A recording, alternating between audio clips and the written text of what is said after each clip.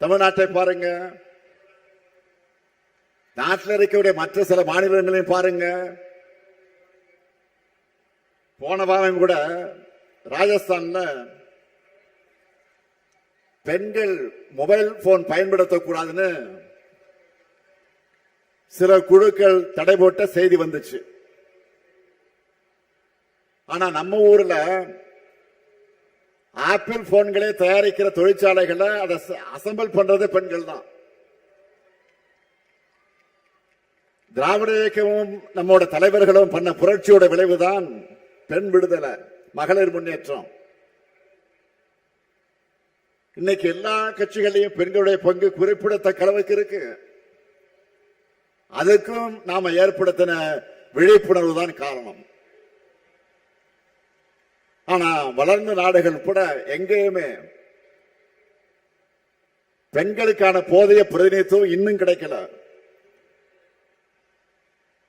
உள்ளாட்சி அமைப்புகள்ல பெண்களுக்கு 33 விழுக்காடு இடஒதுக்கீட்டு நிறைவேற்றினார் நம்முடைய தலைவர் கலைஞர் அவர்கள். 50 விழுக்காடு இடஒதுக்கீடு சட்டத்தை நடைமுறைப்படுத்தக்கூடிய வகையில நகர்ப்புற உள்ளாட்சி தேர்தலை நாம் ஆட்சிக்கு வந்து நடத்தணும். தமிழ்நாட்டில் இப்போ பெண் மேயர்கள் தான் அதிகம்.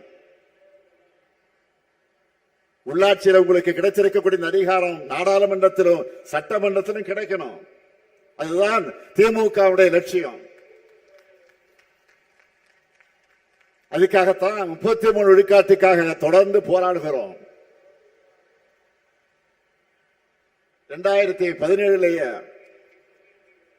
தலைநகர் டெல்லியிலே இதுக்காக நம்ம மகளிரணி சார்பில் போராட்டம் நடத்தப்பட்டுச்சு. நாடாளுமன்றத்திலே தங்க கனிமொழி இதுக்காக அழுத்தமாக குரல் கொடுத்தார். தமிழ்நாட்டுடைய குரலாக மட்டுமல்ல, ஒட்டுமொத்த இந்திய பெண்களின் குரலா நாடாளுமன்றத்தில் கனிமொழி பேசினாங்க. தேவையே இல்லாத நிபந்தனையோடு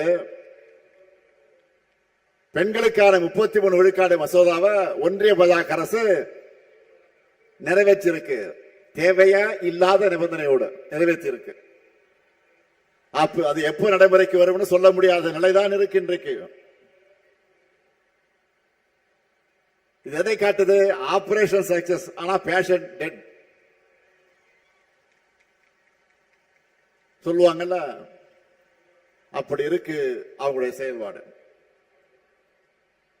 பெண்களாகிய உங்களுக்கு நாடாளுமன்றத்திலும் சட்டமன்றத்திலும் அதிகாரம் கிடைப்பதை பாஜக விரும்பல.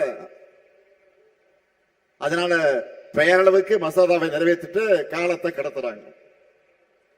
ஆனா நம்ம திராவிட மாடல் ஆட்சியை பொறுத்த வரைக்கும் இது பெண்களுக்கான ஆட்சி. மகளிர் எல்லோரும் இன்னைக்கு அவ்வளவு மன நிறைவா மகிழ்ச்சியா அதிகாரத்தோடு இருக்காங்க. இந்த கூட்டத்தில் என்னோட அம்மாவை போல நிறைய பேர் இருக்கீங்க.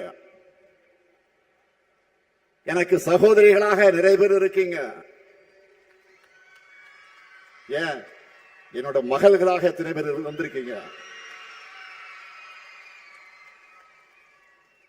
உங்க எல்லாருக்கும் எது தேவைன்னு பார்த்து பார்த்து திட்டங்களை உருவாக்கி கொண்டிருக்கிறோம்.